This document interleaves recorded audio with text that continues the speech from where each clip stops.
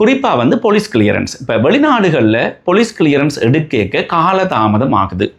இங்கே வந்து 3 மாத காலத்துக்குள்ள குறைஞ்சளவு நான் என்ன தேடி வாராக்கள்கிட்ட சொல்கிறது வந்து உங்களுடைய காணி 3 கோடி ரூபா அல்ல 2 கோடி ரூபாய்க்கு மேலே இருக்க வேணும்னு நான் திட்டவட்டமாக சொல்லிடுவேன். அப்போ முந்தி என்ன நடந்ததுன்னு சொன்னால், அந்த பின்னுறுத்து அல்லது சிவிய உறுத்து எடுக்கிற பட்சத்தில் குறிக்கப்பட்ட விகிதம் அந்த இடத்துல கழிக்கப்படும். இப்போ அந்த ஆஃபீஸர் எனக்கு சொல்லியிருந்தார், இவற்றை காணி இவற்றை பேரில் ரிஜிஸ்டர் ஆகிறதுக்கு முதல்லையே இவர் வெளிநாட்டுக்கு சிட்டிசன் ஆகிட்டார். பேரை வந்து ஒரு ஃபேஷனுக்காக மாத்திராக்களும் இருக்கிறாங்க. இப்போ தன்னுடைய பேருக்கு பக்கத்தில் ஜோன் என்று சொல்லி ஒரு பேரை சேர்த்திருப்பாங்க வெளிநாடுகளில். ஆனால் இங்கே வந்து பிறப்பு சான்றிதழ் அது இருக்காது. ஏற்கனவே ஒரு வருஷம் கடந்துட்டுதுன்னு சொன்னால் இங்கே டுவல் கொடுக்க உள்ள எடுக்கிறார்கள் இல்லை. அதை கவனித்து கொள்ளுங்க.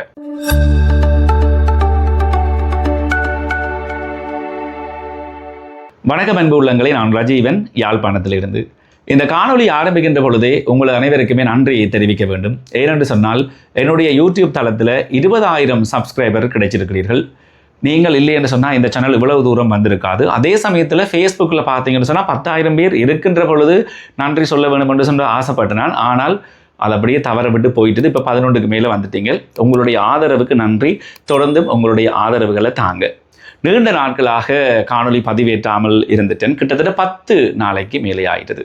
இப்போ குறிப்பாக வந்து யாழ்ப்பாணத்தில் வெளிநாட்டு உறவுகள் நிறைய பேர் வந்திருக்கிறாங்க. இப்போ இந்த ஈரான் அமெரிக்க யுத்தம் காரணமாக கடந்த மார்ச் ஏப்ரலில் வராத எல்லாருமே இப்போ இந்த ஜூலை காலங்களில் வந்திருக்கிறாங்க. அந்த வகையில் பார்த்தா என்னுடைய வீட்டுக்கும் விருந்தாளிகள் வந்தபடியால் என்னால் காணொலி வந்து பதிவேற்றம் செய்ய முடியவில்லை. சரி, இந்த ஒரு காணொலியும் மிக ஒரு பயனுள்ள ஒரு காணொலியாக இருக்க போகிறது. ஏற்கனவே என்னுடைய யூடியூப் தளத்தில் இந்த டுவல் சிட்டிசன்ஷிப் எப்படி எடுக்கிறது என்று சொல்லி நான் 2-3 காணொலிகள் பதிவேற்றம் செய்திருந்தான். நிறைய தரவுகள் உங்களுக்காக தந்திருந்தான். இப்போ எனக்கு கோல் பண்ணி கேட்குற ஆக்கள் டுவல் சிட்டிசன்ஷிப் எடுக்கிறதுக்கு ஹெல்ப் பண்ணுவீங்களான்னு கேட்குறீங்க. நிச்சயமாக செய்து தரப்படும். என்னென்ன டாக்குமெண்ட்ஸ் தேவை, அப்ளிகேஷன் ஃபில்அப் பண்ணிக்கல என்னென்ன பிரச்சனைகள் வருதுன்னு சொல்லி என்னால் உங்களுக்கு உதவி செய்ய முடியும். நீங்கள் தொடர்ந்து கோல் பண்ணீங்கன்னு சொன்னால் நான் அது சம்மந்தப்பட்ட தகவல்களை உங்களுக்கு தெரிவேன். சரி, இப்போ குறிப்பாக வந்து இந்த டுவல் சிட்டிசன் அண்மை காலமாக கொடுக்குற பொழுது எங்களுக்கு கிடைச்ச ஒரு சில சிக்கல்கள், ஒரு சில கஷ்டங்களை நான் உங்களுக்கு இந்த இடத்துல சொல்ல போகிறேன். குறிப்பாக வந்து போலீஸ் கிளியரன்ஸ். இப்போ வெளிநாடுகளில் போலீஸ் கிளியரன்ஸ் எடுக்க காலதாமதம் ஆகுது. இங்கே வந்து 3 மாத காலத்துக்குள்ள உங்களுடைய போலீஸ் கிளியரன்ஸ் இருக்க வேணும் என்று சொல்லி இலங்கை வந்து சொல்லுது. இப்போ உதாரணத்துக்கு அடுத்த மாதம் நீங்கள் அப்ளிகேஷன் கொடுக்க போகிறீங்கன்னு சொன்னால் இப்போ உங்கள்கிட்ட போலீஸ் கிளியரன்ஸ் இருக்க வேணும். அடுத்த மாதம் கொடுக்கிறதாக இருந்தால் 3 மாதத்துக்கு மேலே என்று சொன்னால் அந்த போலீஸ் கிளியரன்ஸ் அக்செப்ட் பண்ணப்பட மாட்டாது. அந்த அடிப்படையில் பார்த்தா நிறைய பேர் தாங்கள் பயணத்தியதிக்கு முதல்ல 1 கிழமைக்கு முதல்ல அப்ளிகேஷன் கொடுக்குறீங்க எங்கள் வெளிநாடுகளில். ஆனால் போலீஸ் கிளியரன்ஸ் கிடைக்குதில்லை.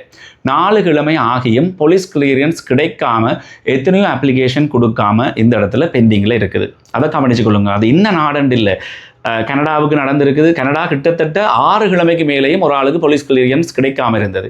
அதில் இங்கேயும் வந்துட்டார், அவரால் அப்ளிகேஷன் கொடுக்க முடியலை. அப்போ கனடா நடந்திருக்குது, ஜெர்மன் நடந்திருக்குது, குறிப்பாக யூகேயில் வந்து ஏதோ பவுண்ட்ஸ் கூட கட்டினா அடுத்த நாளே எடுக்கலாம்னு ஆப்ஷன் இருக்காம். அதை விட்டுட்டு பிறகு கிடைக்கட்டும் 1 வீக் அல்ல 2 வீக்ஸில் கிடைக்கட்டும் எங்களுக்கு பயணம் இப்போ இல்லை தானே நினைச்சு கொடுக்குற ஆக்களுக்கு 6 வீக்ஸ் கடந்து அந்த போலீஸ் கிளியரன்ஸ் கிடைக்காம இருக்கிறது. அதை கொஞ்சம் கவனித்து கொள்ளுங்கள். ஏன்னா போலீஸ் கிளியரன்ஸ் இல்லாமல் இங்கே அப்ளிகேஷன் கொடுக்கவே இயலாது. ஏதாவது ஒரு டாக்குமெண்ட்ஸ் மிஸ்ஸிங்னு சொன்னால் ஏதாவது ஷேப் பண்ண சொன்னால் ஆஃபீஸரோட கதைச்சு நாங்கள் வெளிநாட்டுக்கு போயிட்டு அந்த டாக்குமெண்ட்ஸை சப்மிட் பண்ணலாமா என்று சொல்லி நாங்கள் ரிக்வெஸ்ட் பண்ணி கேட்கலாம். அது நியாயமான கோரிக்கையாக இருந்தால் அதை அக்செப்ட் பண்ணப்படும். ஆனால் போலீஸ் கிளியரன்ஸ் மிக முக்கியம். போலீஸ் கிளியரன்ஸ் இல்லாமல் உள்ளுக்கு அப்ளிகேஷன் கொடுக்கவே இயலாது. அடுத்தது வந்து இந்த காணிகள், சொத்துகள், வீடுகளை வச்சு நாங்கள் டுவல் எடுக்கலாம் என்று நினச்சி கொண்டிருந்த ஆக்கள் இப்போ ஒரு சில மாற்றங்கள், நடைமுறை சிக்கல்கள், இப்போ கூகுளில் அப்படி இல்லைன்னு சொன்னால் வெப்சைட்டில் போட்டிருக்கிறத விட நேர ஒரு சில சிக்கல்கள் இருக்குது. இப்போ நான் 1-2 சொல்லிக்கொண்டே சொல்கிறேன். இப்போ ஒரு காணியை வச்சு டுவல் எடுக்கிறதா இருந்தால் பெடிகிரே வேணும், டைட்டில் ரிப்போர்ட் வேணும், காணியின் வேல்யூவேஷன் இருக்க வேணும். குறைஞ்சளவு நான் என்ன தேடி வாராக்கள்கிட்ட சொல்கிறது வந்து உங்களுடைய காணி 3 கோடி ரூபா அல்ல 2 கோடி ரூபாய்க்கு மேலே இருக்க வேணும்னு நான் திட்டவட்டமாக சொல்லிடுவேன். என்னென்னு சொன்னால் அவர்கள் என்னட்ட கேட்குறாங்க, என்ன தம்பி காசு போட்டு காட்டுறேன்னு சொன்னால் 25 லட்சம் இருந்தால் காணுமென்று சொல்கிறீங்க, ஏன் காணிக்கு மட்டும் 3 கோடி ரூபா எதிர்பார்க்குறீங்க அப்படின்னு சொல்லி. இது நான் எதுவுமே எதிர்பார்க்குறேன். அங்கே இருக்கிற சட்ட சிக்கல். 25 லட்சம் ரூபா பெறுமதியான காணியை கொண்டு போய் நீங்கள் அங்கே வேல்யூவேஷன் காட்டி கொடுப்பீங்கன்னு சொன்னால் உங்களோட அப்ளிகேஷன் ஏதோ ஒரு இடத்துல ரிஜெக்ட் ஆகுது. அதே எனக்கும் தெரியலை. அப்போ அதனால் நான் ஒரு குறைஞ்சது 2 கோடி ரூபாய் இருக்கிற ஒரு சொத்தை வேல்யூவேஷன் காட்டி பெடிகிரே டைட்டில் ரிப்போர்ட் அடிப்பீங்கன்னு சொன்னால் உங்களுக்கு இலகுவான முறையில் உங்களுடைய அப்ளிகேஷன் கொடுப்படும். அதுலேயும் உங்களுடைய சொத்து 10 வருஷத்துக்கு முதல்ல உங்கள்கிட்ட வந்ததுன்னு சொல்லி அந்த பெடிகிரேலையும் டைட்டில் ரிப்போர்ட்லையும் இருக்க வேணும். அதில் எந்த ஒரு சிக்கலும் இருக்கக்கூடாது. உங்களுடைய பேரோடு சேர்த்து வேறு இன்னொரு ஆளோட பேர் இருக்குமாக இருந்தால் கூட ரிஜெக்ட் பண்ணப்படுது. இப்போ உதாரணத்துக்கு சில பேர்கிட்ட காணிகளில் பார்த்தீங்கன்னு சொன்னால் பின்னுறுத்து சிவிய உறுத்துன்னு சொல்லி இருக்குது. அப்போ முந்தி என்ன நடந்ததுன்னு சொன்னால் அந்த பின்னுறுத்து அல்லது சிவிய உறுத்து இருக்கிற பட்சத்தில் குறிக்கப்பட்ட விகிதம் அந்த இடத்துல கழிக்கப்படும். இப்போ நீங்கள் 4 பேர் டோல் எடுக்க வந்திருக்கிறீங்க, இலங்கையில் இருக்கிற ஒரு ஆளுக்கு சிவிய உறுத்து அல்ல பின்னுறுத்து அந்த காணியில் இருக்குன்னு சொன்னால் அவருக்கு ஒரு 10 தொடக்கம் 15 வீதம் கழிச்சிட்டு மிச்ச வேல்யூவேஷனை இந்த டுவல் எடுக்கிற ஆட்களுக்கு பார்த்துட்டு கொடுக்குறவங்க. ஆனால் இப்போ எங்களுக்கு அன்றைக்கு ஒரு ஃபைல் செட்டியான டஃப்பாக இருந்தது. அந்த ஃபைலை ரிஜெக்ட் பண்ணிட்டாங்க. ரிஜெக்ட் பண்ணுறதுக்கு நிறைய காரணங்கள் சொல்லப்பட்டது. ஒன்று பின்னுறுத்து இருந்தது, 2வது 10 வருஷத்துக்கு முதல்ல காணி குறிக்கப்பட்ட நபருக்கு மேலே ரிஜிஸ்டர் ஆகிருக்கணும்னு சொல்லியிருந்தேன் நான். ஆனால் அவருக்கு 20 வருஷத்துக்கு முதல்லையே அது ஒரு சீதன உறுத்தா அவருக்கு வந்திருக்கு. அப்படி இருந்தும் ரிஜெக்ட் பண்ணப்பட்டது. அப்போ என்ன காரணம் என்று சொல்லி உள்ளே போய் விசாரித்து பார்த்தா எனக்கு கிடைச்ச தகவல் எப்படின்னு சொன்னால் அந்த ஆஃபீஸர் எனக்கு சொல்லியிருந்தார், இவற்றை காணி இவற்றை பேரில் ரிஜிஸ்டர் ஆகிறதுக்கு முதல்லையே இவர் வெளிநாட்டுக்கு சிட்டிசன் ஆகிட்டார். ஐரோப்பிய நாட்டிலிருந்து வந்த ஒரு அண்ணா ஒரு ஆள் தான். அவர் சிட்டிசன் எடுத்ததுக்கு பிறகு தான் அவருக்கு இந்த காணி ரிஜிஸ்டர் ஆகிருக்குது. அதை வச்சு ரிஜெக்ட் பண்ணிட்டாங்க. அப்போ நானே சர்ப்ரைஸ் ஆகிட்டேன். என்னென்னு சொன்னால் சில இடங்கள் அதை பார்க்குறையில் சில ஆஃபீஸர் அதை நுணுக்கமாக பார்த்து ரிஜெக்ட் பண்ண வாய்ப்பு இருக்குது. அதோட டாக்குமெண்ட்ஸ் கூட பார்த்தீங்கன்னு சொன்னால் இந்த பெடிகிரேயாக இருக்கட்டும், டைட்டில் ரிப்போர்ட்டாக இருக்கட்டும், வேல்யூவேஷனாக இருக்கட்டும் 3 மாதத்துக்கு உட்பட்டதாக இருக்க வேணும். இப்போ 6 மாதத்துக்கு முதல்லையே நாங்கள் எல்லா டாக்குமெண்ட்ஸும் எடுத்து வச்சுட்டோம், இப்போ டுவல் கொடுக்க வாரம்னு சொன்னால் இங்கே ரிஜெக்ட் ஆகுது. அவங்க அதுக்கு சொல்கிற காரணம் 6 மாதத்துக்கு முதல்ல டாக்குமெண்ட்ஸை எடுத்துட்டு நீங்கள் அதுக்கு பிறகு காணியை விற்கலாம் தானே என்றதால் நீங்கள் ரீசெண்டாக எடுத்த டாக்குமெண்ட்ஸ் தான் இங்கே செல்லுபடி ஆகும். அதை கவனித்து கொள்ளுங்கள். அடுத்ததாக உங்களுடைய பேர் ஏதாவது மாற்றம் இருக்குமாக இருந்தால் உங்களோட பர்த் சர்டிஃபிகேட்டில், உதாரணமாக ஐரோப்பிய நாடுகளில் குடியேறுற போது சில பேர் பேர் மாற்றங்கள் அல்லது அதாவது பர்பஸாகவே பேரை மாற்றி கொடுத்தாக்களும் இருக்கிறாங்க, பேரை ஒரு ஃபேஷனுக்காக மாற்றுறாக்களும் இருக்கிறாங்க. இப்போ தன்னுடைய பேருக்கு பக்கத்தில் ஜோன் என்று சொல்லி ஒரு பேரை சேர்த்திருப்பாங்க வெளிநாடுகளில்.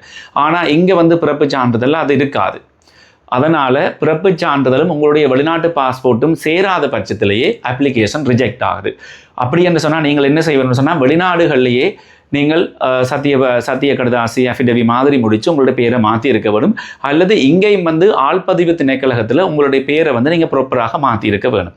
அப்படி மாற்றாத பட்சத்தில் இங்கே டுவல் எடுக்க சரியாக கஷ்டப்பட வேண்டி வரும்.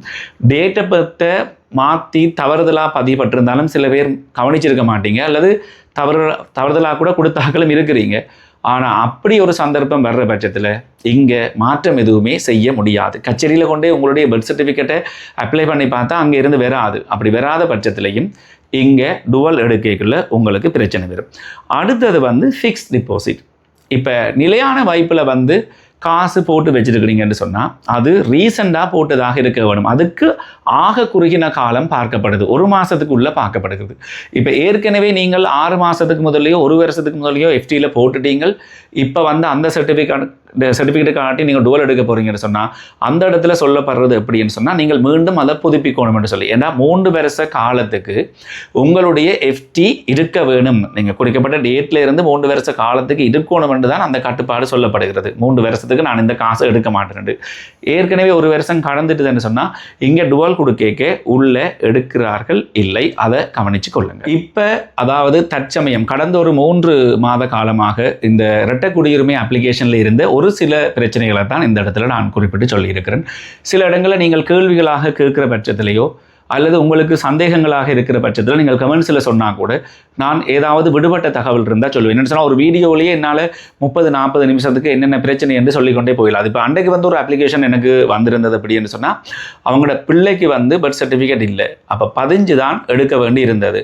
அதில் 3 பிள்ளைன்னு பார்த்தா 2 பிள்ளை இருக்கிற பொழுது அவர்களுக்கு இலங்கை பாஸ்போர்ட்டாக இருந்ததுக்கு 3வது பிள்ளை பிறக்கிற பொழுது அவர்கள் 2 பேருக்குமே கணவன் மனைவி 2 பேருக்குமே வெளிநாட்டு பாஸ்போர்ட் ஆகிடுது. அப்போ மற்ற 2 பேருக்குமே இங்கத்தைய பர்த் சர்டிஃபிகேட் எடுக்கிறது இலகுவாக இருந்தது. 3வது பிள்ளைக்கு கொடுக்க மாட்டேன்னு சொல்லிட்டேன். அப்போ அதுலேயும் சிலர் வந்து என்ன செய்கிறாங்கன்னு சொன்னால் இங்கே பதிய விரைக்க கணவன் வாரது அல்லது மனைவி வாரது அப்படி ஒரு சிக்கல் இருக்குது. இப்போ உதாரணத்துக்கு இங்கே வெக்கேஷன் விரைக்க பிள்ளைகளை கூட்டிக் கொண்டு மனைவி வாரதா இருந்தால் மனைவியின் பாஸ்போர்ட் அடிப்படையில் பிள்ளைகளுக்கு பர்த் சர்டிஃபிகேட் பதிகிறதா இருந்தால் இங்கே மனைவி மட்டும் நின்றால் போதும். ஆனால் இப்போ பிள்ளை பிறக்கும்போது கணவன் தான் இலங்கை சிட்டிசனாக இருந்தவர், மனைவி ஆல்ரெடி ஃபாரின் சிட்டிசனாக மாறி இருந்தால் இங்கே அவங்க என்ன கேட்குறாங்கன்னு சொன்னால் தகப்பன் தான் கையெழுத்து வைக்க வேணும், தாய் கையெழுத்து வச்சு செல்லாது என்று சொல்லப்படுகிறது. அதோட பார்த்தீங்களன்னு சொன்னால் இப்போ பிள்ளைகள் பிறக்கிற பொழுது உங்கள்கிட்ட இருந்த டாக்குமெண்ட்ஸ், குறிப்பாக வந்து இலங்கை பாஸ்போர்ட்டோட காப்பி, அதே நேரத்தில் உங்களுடைய ஐடென்டி கார்டு நம்பர்ஸ் கண்டிப்பாக தேவைப்படுகிறது.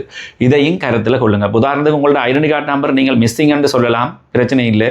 அதாவது ஐடென்டி கார்டு தொலைஞ்சிட்டுன்னு சொல்லலாம், நம்பர் மறந்து போச்சுன்னு சொன்னால் உங்களை யாருன்னு வெரிஃபை பண்ணுறதுக்கு நிறைய நாட்கள் எடுக்கிறது. அதே நேரத்தில் பாஸ்போர்ட் காப்பியும் அப்படித்தான். பாஸ்போர்ட் காப்பியும் நீங்கள் இங்கே டுவல் அப்ளிகேஷன் கொடுக்கக்குள்ளே சப்மிட் பண்ணல அல்லது பாஸ்போர்ட் சம்பந்தப்பட்ட தரவுகள் எதையும் நீங்கள் கொடுக்கல, நம்பர் கொடுக்கலன்னு சொன்னால் உங்களுடைய வெரிஃபிகேஷன் ஒரு கொஞ்சம் கால தாமதம் ஆகிறது. வழமையாக 8 மாதம் தொடக்கம் 10 மாதம் அல்லது ஒரு வருஷத்தில் டுவல் கிடைக்குதுன்னு சொன்னால் வெரிஃபிகேஷன் லேட் ஆகிற அப்ளிகேஷன்ஸ் அதை விட கூட காலம் போகலாம் என்றதை கவனத்தில் கொள்ளுங்கள். ஏதாவது தகவல் இருந்தால் நீங்கள் கமெண்ட்ஸ் வாயிலாக சொல்லுங்கள். இதோட இந்த காணொலியை நான் முடிக்கிறேன். மறுபடியும் உங்களை ஒரு புதிய காணொலியில் சந்திக்கிறேன். என்னுடைய காணொலியை இப்போ தான் நீங்கள் முதல்ல பார்க்குறீங்கன்னு சொன்னால் யூடியூப்பில் பார்க்குறாக்கள் சப்ஸ்கிரைப் பண்ணி வைங்க. அப்போ தான் அடுத்தடுத்த காணொலிகளை நீங்கள் தவற விட தேவையில்லை. அதே மாதிரி ஃபேஸ்புக்கில் பார்க்குறாக்களும் ஃபாலோ பண்ணிங்கன்னு சொன்னால் அடுத்த காணொலி நிச்சயமாக உங்களோட ஸ்க்ரீனில் வந்து நிற்கும். மறுபடியும் சந்திக்கலாம். நன்றி.